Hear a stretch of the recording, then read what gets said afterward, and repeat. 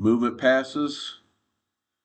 All right, when we talk about movement passes, what we're talking about is plays where we're going to move the pocket horizontally, okay, and not to set up, but to keep the quarterback on the move also. So we want to keep that launch point on the move at all times. Or we'll use some form of a run action fake to allow the quarterback to escape the box, to get outside of containment. So what we're really talking about is we're talking about your nakeds and your bootlegs or your sprint out or your rollout kind of stuff. Okay, so our nakeds and our bootlegs are going to involve some type of fake. All right, where the quarterback's going to be able to come off of the fake on the move and try to break contain. All right. Sprint outs and rollouts, that's where we're using some type of reach technique protection or a turn back protection where the quarterback can take the snap and just get on the move right now in the direction of his read. Now, the reasons that we use movement passes, number one is to fit a quarterback's skill set or his ability. So we begin with looking at who's playing the position. Can this person throw on the run? Are they better when they're on the run? If I've got an athletic quarterback who I want to be on the run because I want him to always be a threat in the run game, then I like to use this stuff. But if I've got a guy who's actually really good throwing on the run, then I want to use movement passes because now I'm making him a better passer at the end of the day. We also use this when we need to kind of disrupt a really good pass rusher. If we can sprint or roll away from where that person's at and have somebody pick him up on the backside, now I can take him out of the game.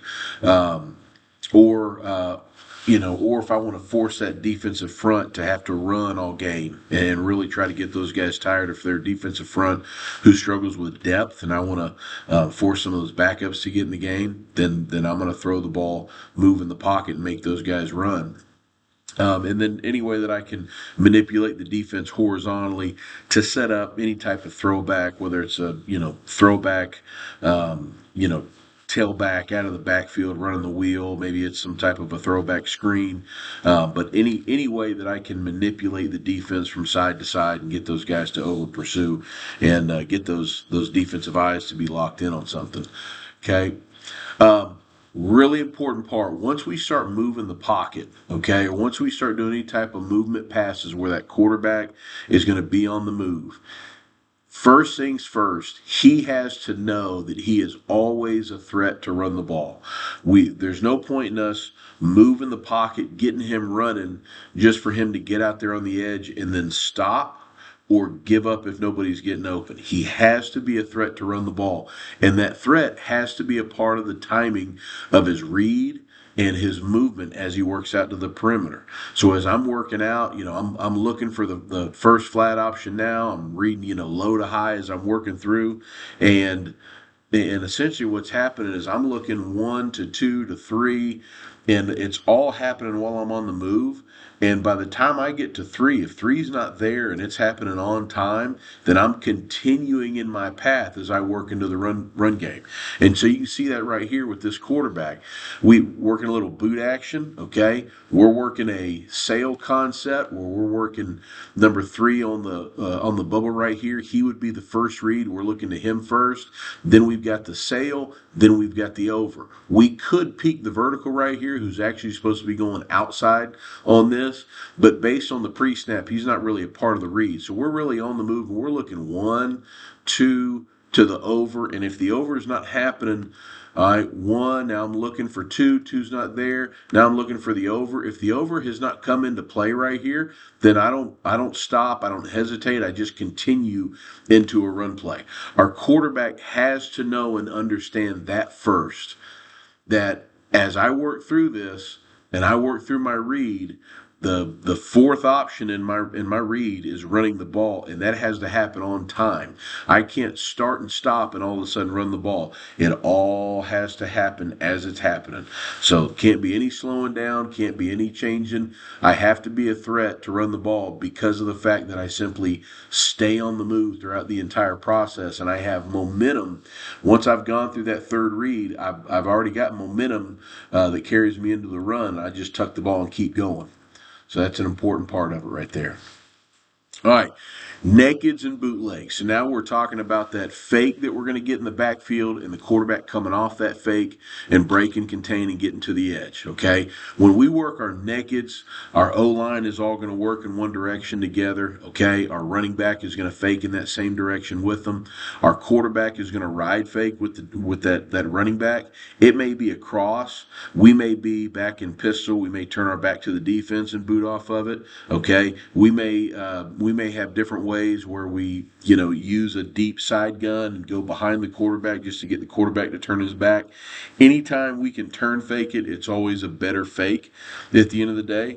But a lot of times, we'll keep that thing in front of the quarterback if we feel like I need the quarterback's eyes to be able to see the edge, because maybe these guys are pretty athletic at the point of attack, and I don't want the quarterback to be vulnerable because they got a really good defensive end in that game.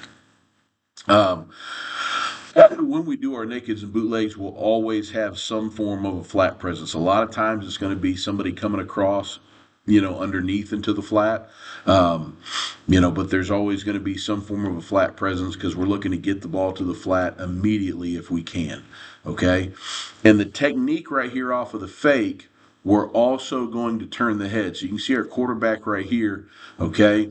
He's got that ride fake coming across, but he's also going to take his head and turn those eyes to the same direction the running back's going and just give that last second head fake before we pull it and come around with it. So you can see him right here. Good head fake, good eyes away, and it sets up, okay, it sets up that edge so that we can get outside of it, and then we're looking to get the ball to the flat right now. Okay, now, first reason that we love working our nakeds is because it gives us an opportunity to get the ball into the flat quick, okay? And most of the time, we're doing that with a bigger player, a tight end, a fullback, a little bit bigger body.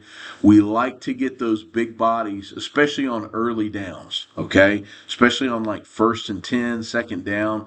If I can get the ball to a big body, okay, I'm going to gain yardage, but I get a chance to really go hit on those secondary guys, okay, and try to make those guys question whether or not they want to come up and tackle people.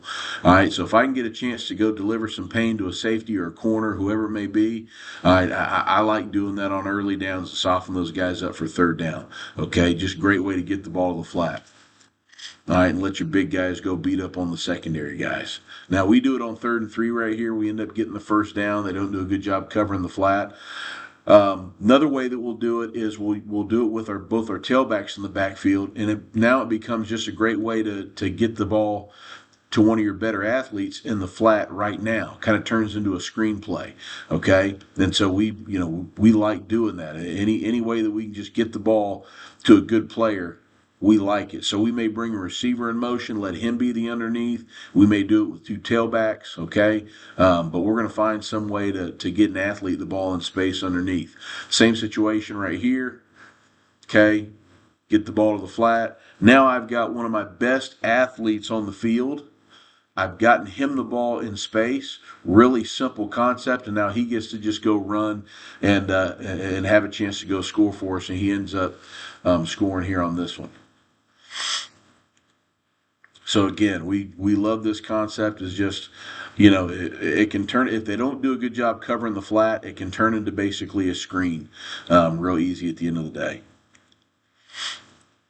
Now, concepts we like working on the perimeter when we do this. Okay, we'll work deep comebacks, but we also like to work the sail concept, which is going to be the 12-yard outcut by the slot receiver.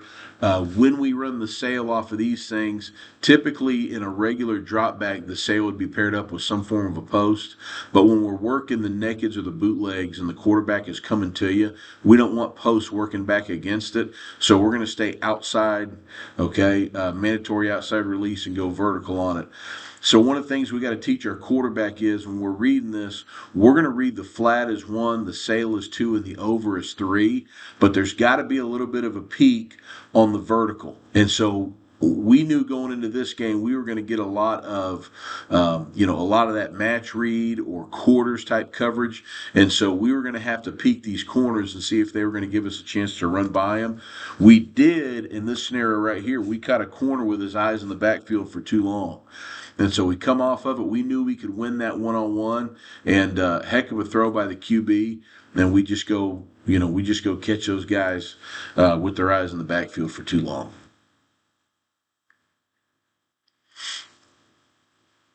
Okay, same situation right here.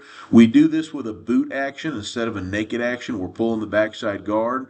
Okay, and he's trying to either kick out an upfield edge, or if we get a squeeze edge like he gets right here, he's going to log it, pin it back inside so the quarterback can get outside of it and stay on the move. Quarterback's looking for the tight end in the flat right now is number 1. Sale is number 2. You can see the outside receiver stays on the outside, and we get the sail route versus the safety matched up right there.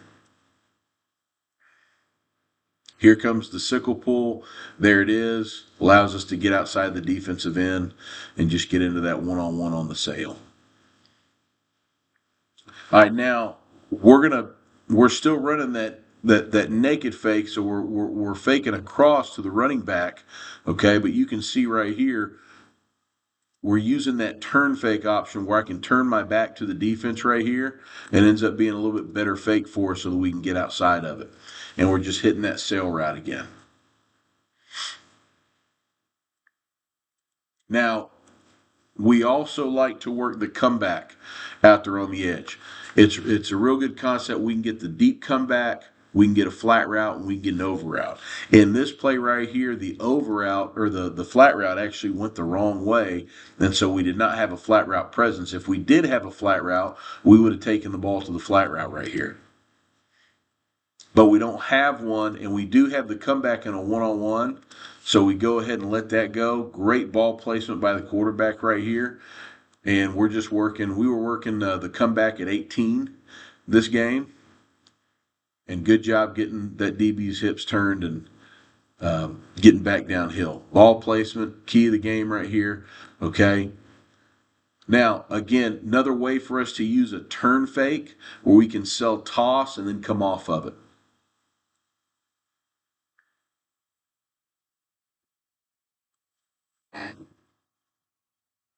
All right, toss, turn fake, and we can throw the comeback. Okay, we like it down in the red zone, and what we're doing here, we lined up in a trio set, so we've got a nub tight end. Okay, we're going to motion the slot in to become the flat guy. All right, he's was one of our faster guys. We thought, hey, great opportunity to get him the ball here in the flat, let him go run for the touchdown. We're going to send the tight end on a corner. We're going to have the slot receiver coming in motion and going to the flat, and then we'll have the over coming from the backside. We're going to take the over on this one. They do a good job. All right, they do a good job in man coverage right here of taking the corner, and the backer does a good job of covering the flat underneath, and that's what we wanted, and that leaves us the over window right in here for us to throw the touchdown. Just enough, and that's what we wanted right there. We knew that the Mike was going to scream hard out to the flat, and that would give us that window right there.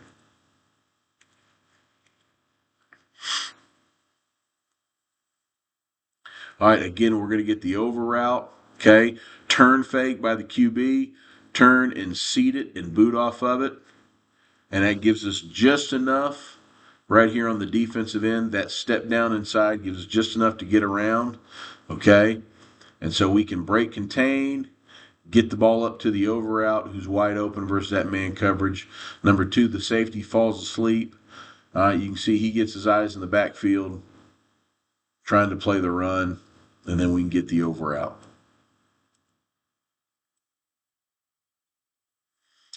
We also like to use what we call an ugly fake, okay? So we're actually going to get a downhill fake to the running back right here, but then we're going to boot out away from it this way, okay? We call that an ugly or an opposite fake right there, all right? And typically, when you're working naked, when you fake that side, the quarterback's going to be booting in this direction. We're going the opposite of it. So you can see we're creating flow going that way. When we boot out the opposite way, there's kind of nobody there, and it gets those eyes all turned around. Leaves us the over out wide open in this case.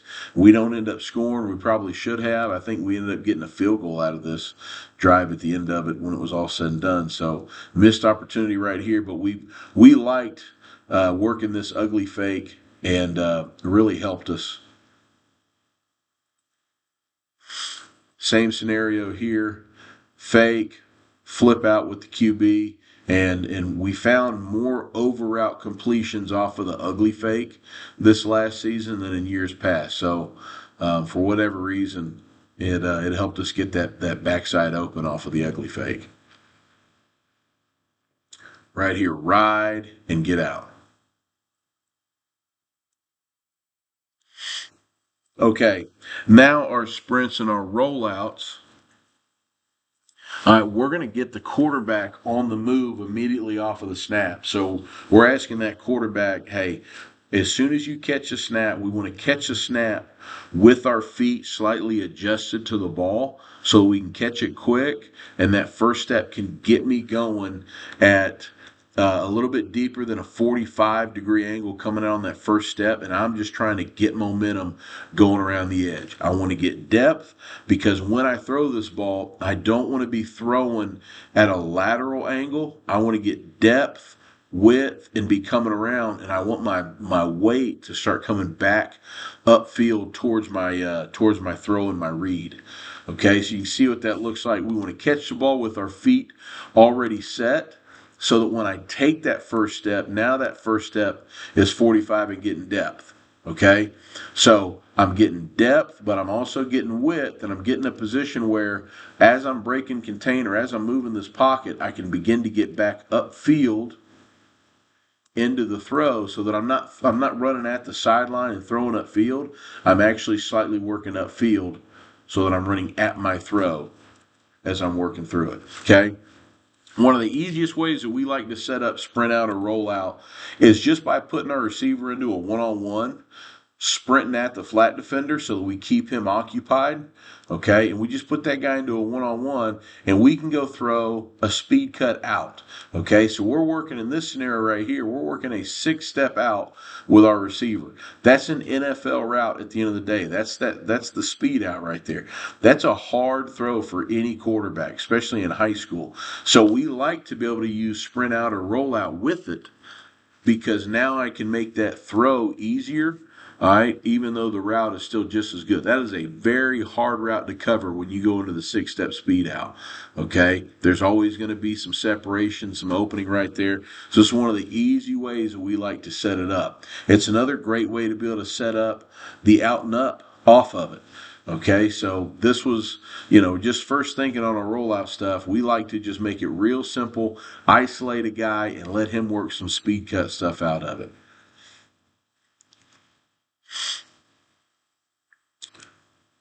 All right, this scenario, we're working a smash concept, okay? Off of the sprint out, when we work the smash, we'll widen those hitches out towards the sideline. We get that little pocket when they play zone coverage, okay? Especially like versus quarters.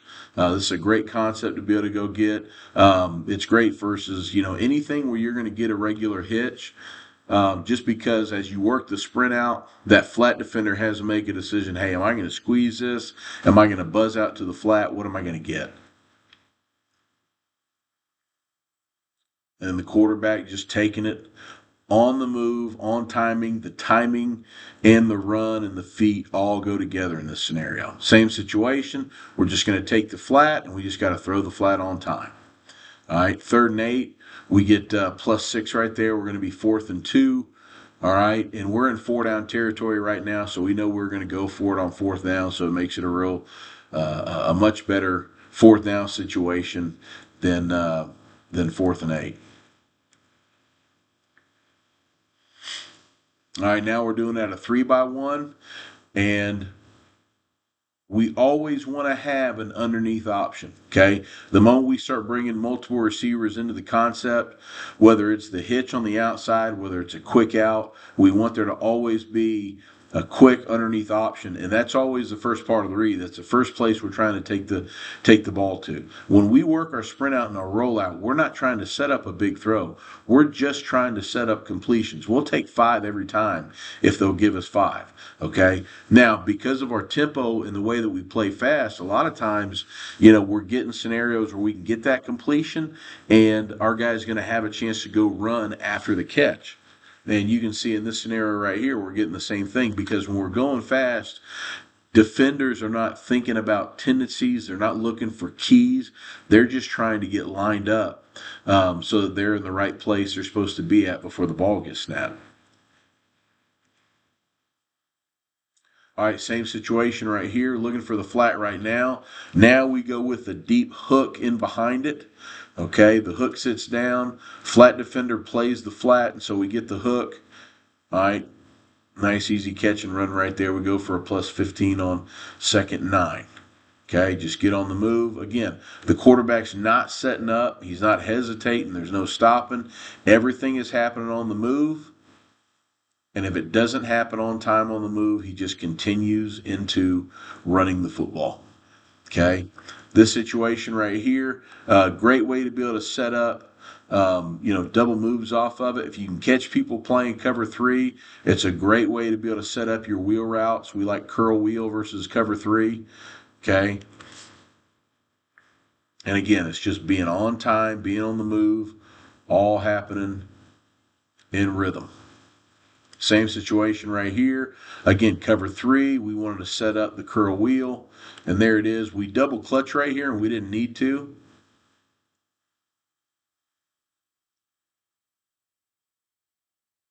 And it should have been a touchdown right there, but at least we get the completion at the end of the day.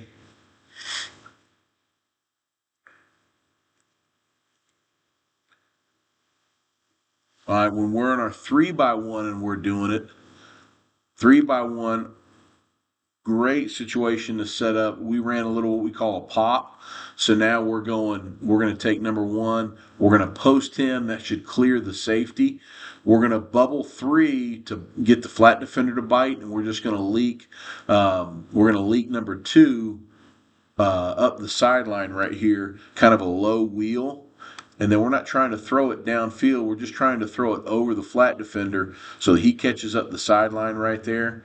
All right, we end up getting tackled out of bounds, but it ends up being a big play for us right there. We really like the pop out of the sprint out stuff, especially versus cover 3. All right, we're going to get a different version of cover 3. They're going to play 3 clouds. So we're going to get that corner being the flat defender down here. We're going to get deep third, middle third, and then this one's by himself on the backside. But still, same principle applies. We get the flat player to play the bubble, and so now we get the wheel working up the sideline. And there it is right there. Like that versus cover 3. All right, and then manipulating the defense again. When teams know that we're going to work the sprint out, rollout stuff, then we know people have to react to it. There's landmarks they got to get to. There's keys that they got to play. So we want to use that stuff against them. We knew in this game that we were going to get matchups across the board, whether you want to call this palms or zero, whatever it may be. We knew that we were going to be able to pull the defense in one direction and set up a shot going back the other way. So sprint out to the field. We were going to get the one-on-one with the slot, and we're going to be able to double move him going back the other way.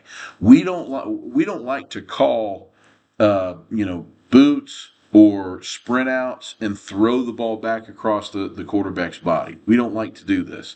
This was a setup. We were looking for a specific look, but it was a great way for us to be able to take advantage of what they were doing to stop us in the sprint game and be able to throw the ball back across and create a big play. Now, down here at the bottom, we're supposed to just be working an outside stop route and holding the corner right there at the sideline. We make a mistake and we keep running the ball downfield, and so the corner ends up being there to make the play. If we had kept that guy out of it, we might have scored a touchdown right here on this one. But again, you can see it from the back end. We get that defense really to over pursue. Everybody's matching everybody up. Over pursue, throw it back. Not the direction they were expecting us to make that throw. Okay. So we've had quarterbacks here who've been able to throw well on the run. We want to keep doing that for as long as we can. We'll always have this in our arsenal, just as again we've got to be able to affect that defensive front as best as we can, and so we're always going to have to be able to deal with number one if they've got a great pass rusher. I've got to take that kid out of the game as best as I can, and reduce the number of situations where he can key off and do what he's best at. So we'll do this stuff. We like it, especially in the early parts of the game, just to make that defensive front run and move around and get those guys tired as much as we can. And so we'll continue to do these things. They've been very, very helpful to us. So anyway.